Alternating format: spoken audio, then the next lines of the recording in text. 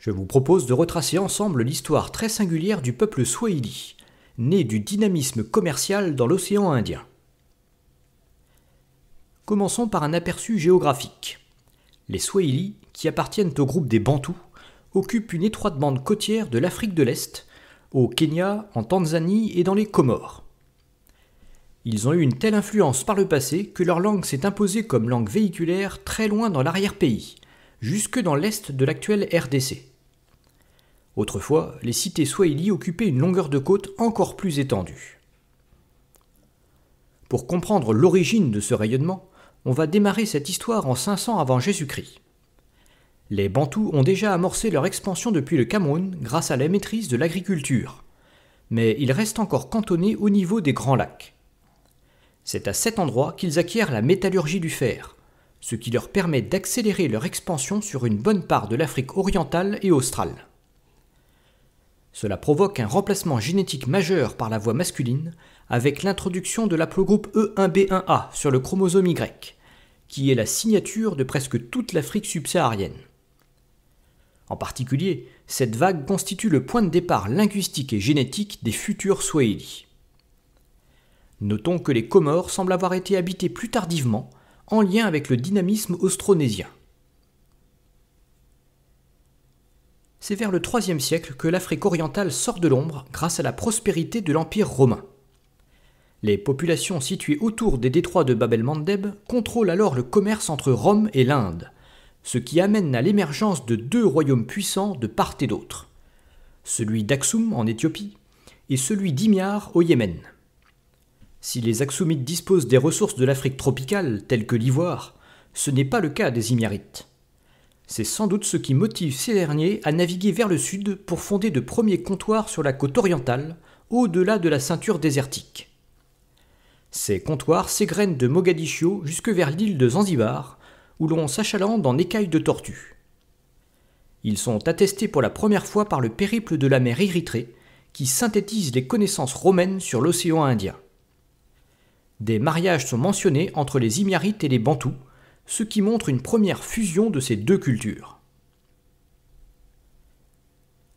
L'étape suivante survient au 7e siècle, lors de l'expansion de l'islam dans la péninsule arabique.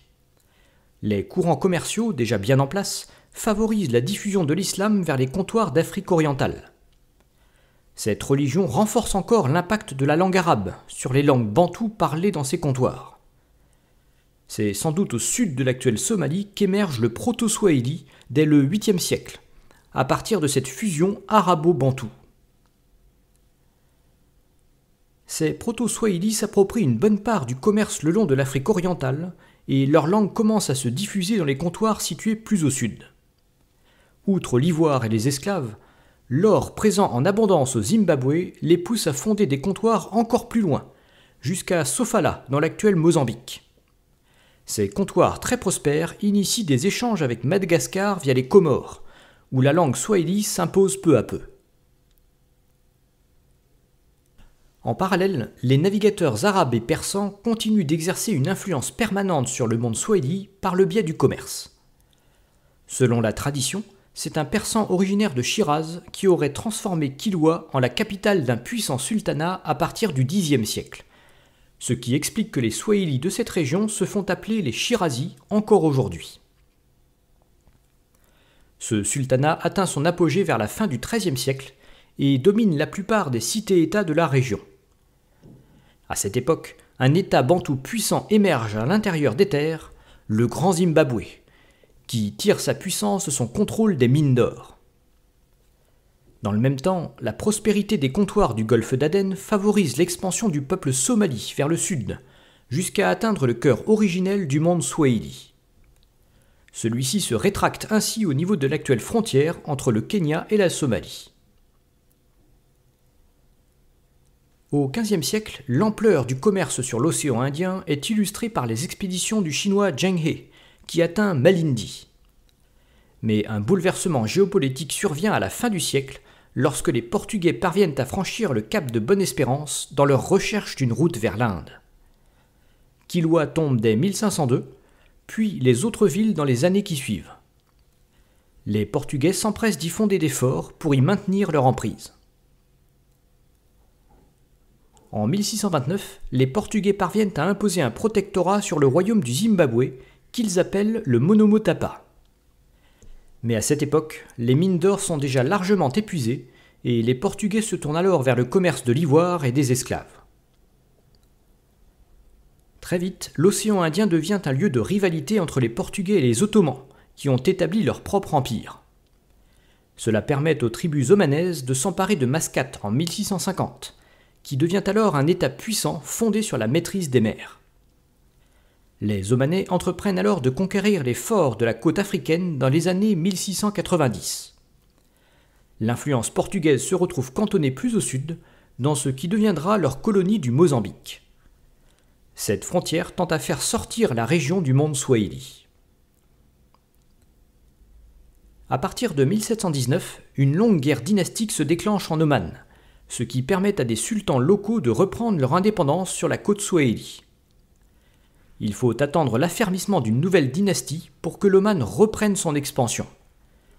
Il reprend notamment Kilwa en 1785, Zanzibar en 1800, puis les autres villes plus au nord jusqu'à la chute de Mombasa en 1837.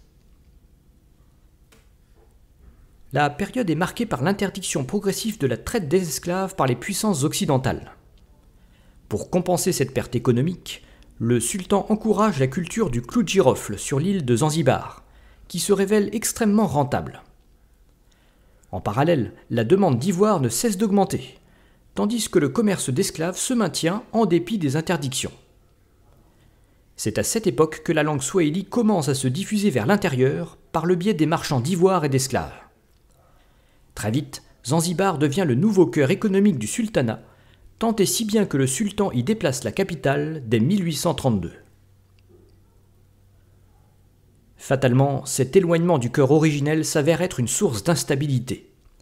En 1856, une nouvelle lutte de succession provoque la scission du sultanat en deux, Oman et Zanzibar. Celui-ci doit toutefois composer avec l'influence croissante des Britanniques.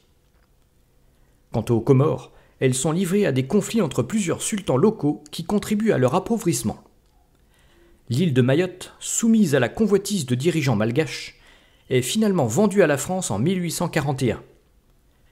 De là, les Français vont instituer un protectorat sur les autres Comores en 1886.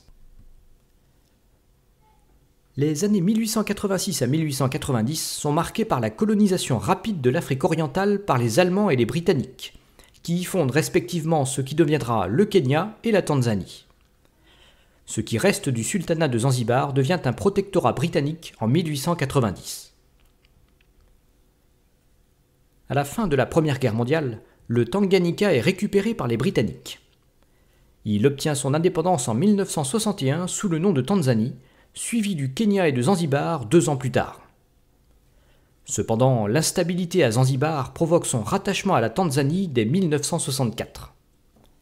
Quant aux Comores, elles acquièrent leur indépendance vis-à-vis de la France en 1960, comme une grande partie de l'Afrique subsaharienne. Si les Swahili n'occupent que les régions côtières, leur passé prestigieux permet à leur langue de rayonner beaucoup plus loin, sous une forme purement véhiculaire appelée le Kiswahili. Aujourd'hui, la culture swahili demeure comme un témoignage des 2 millénaires d'échanges fructueux qui auront caractérisé l'océan Indien.